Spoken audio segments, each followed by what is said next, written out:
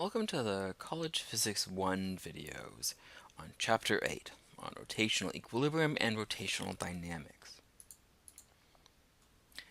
The basic idea is that we're taking our discussion of angular things and developing it in a way that's very analogous to how we developed our linear things. Basically, our fundamental idea from Chapter 2 was position.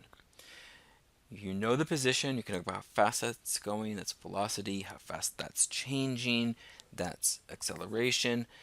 And then from there we started to talk about why do you have acceleration, that led us into forces and so forth.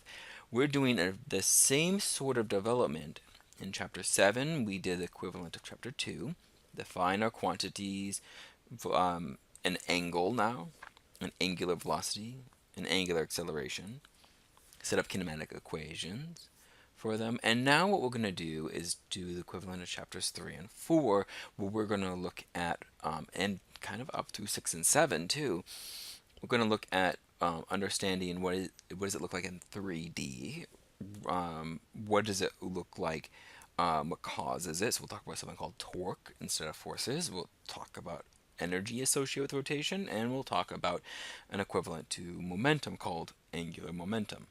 And that'll be our last conserved quantity. So, first, torque. Second, a related concept called center of gravity, which is very similar to the center of mass. We'll talk about how you can use this together to find the forces on some object that's sitting still.